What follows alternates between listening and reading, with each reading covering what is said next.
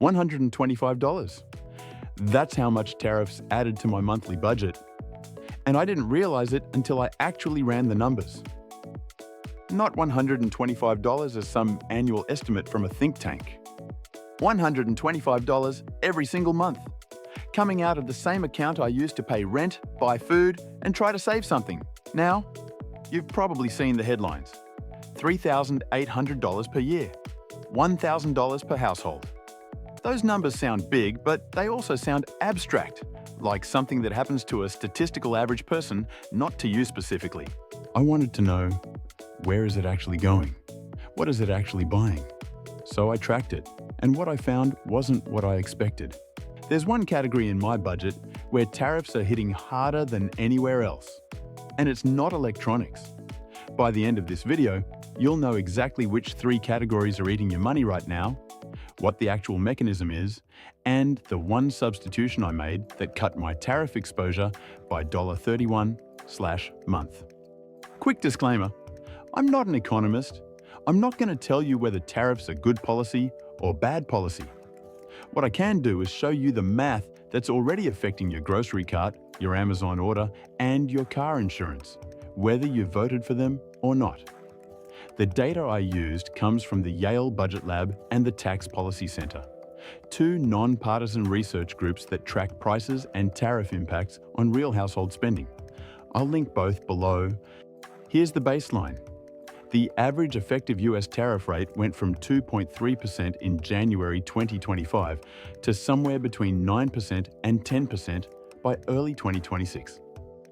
That's the highest tariff rate since 1946. And according to the Tax Policy Center, the average American household is absorbing about $1,050 per year, which is $87.50 per month. My number is higher, $125/month. And I want to show you why. I expected electronics to be the biggest hit. Smartphones, laptops, everything is made somewhere that got a 25 to 40% tariff added. But when I added it up, electronics was only $18 of my $125.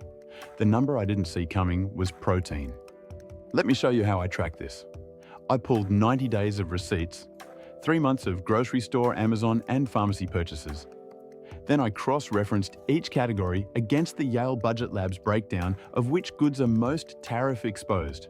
The categories the Budget Lab flags as highest exposure. Number 1, meat, eggs, and dairy.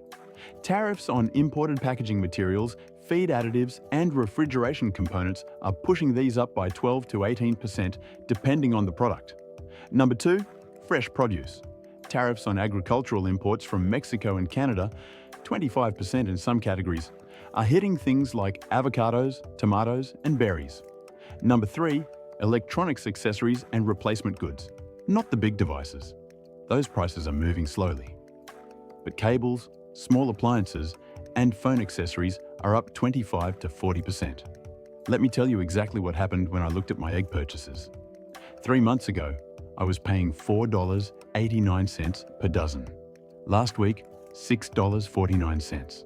That's a 32% increase on one of the most basic protein sources I buy every week. And that's not general inflation. Egg-specific tariff exposure from Canadian and Mexican imports jumped specifically in Q1 2026. So here's where the $125 actually comes from. I'm going to break it down by category. Groceries, specifically protein and produce, $67/month. This is the biggest number, and the one most people underestimate because it doesn't show up as one line item. It's $1.50 more here, $2 more there, across every shopping trip. Electronics and household goods, $18/month. This is actually the smallest of the 3 for me because I'm not replacing major electronics right now. But when I replace my laptop charger or buy a new kitchen gadget, those prices have moved 30 to 40%. Everyday consumables, cleaning supplies, personal care, packaging heavy goods, $40/month. This is the sneaky one. Almost everything in this category comes in packaging made from imported materials with tariff exposure. The product itself might be domestic, but the container it comes in is not. Here's what I found that I wasn't expecting. Consumers are bearing 96% of the tariff burden, not the companies, not the importers. The Federal Reserve's own economic notes from March 2026 confirmed that price pass-through to consumers happened within a few months of implementation, and it didn't come back down.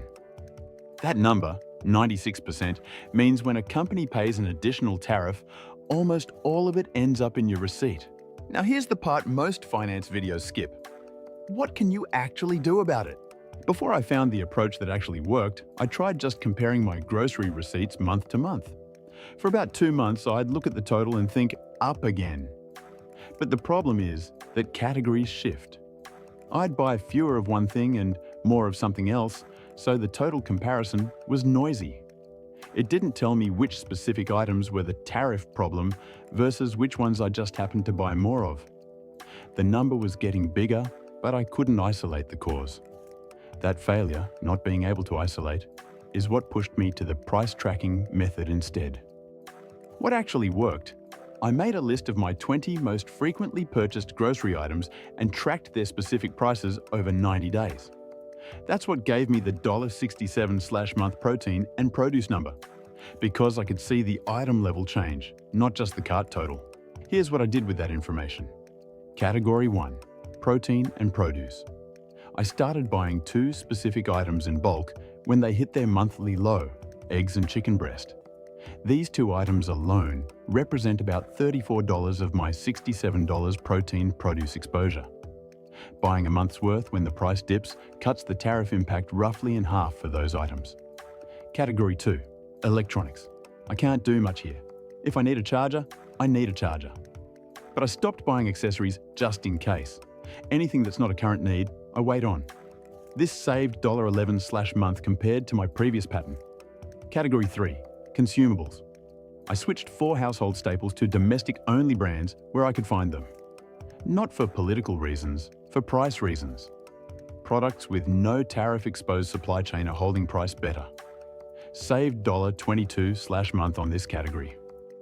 Total monthly reduction, $67, not $125. I can't eliminate all of it. But I reduced my exposure from $125 to $58/month just by tracking where it was actually coming from. That number, $58, still matters. Over 12 months, it's $696 that's leaving my budget for reasons I have no control over. The only thing I can control is knowing exactly where it's going. Next month, I'm going to track 30 specific grocery items every single week and show you exactly which ones are moving and by how much. I want to build a real-time tariff impact tracker for my actual cart. Not a national average, but the specific items I buy. Subscribe so you see what happens, because if tariffs shift, up or down, you'll want to know which items move first. If you're building a budget right now, the tariff line item belongs in your plan, not as a political statement, as a math reality. This video is part of the WealthFlick Money System series. Link is in the description. The full picture of where your money goes and how to keep more of it. I read every comment. Drop below. Which category is hitting you hardest? If you want to see how this connects to the rest of your money system, the next video, right up there, shows exactly how to build the budget layer that catches all of this. And subscribe, because next month's tariff tracker is going to have numbers you haven't seen anywhere else.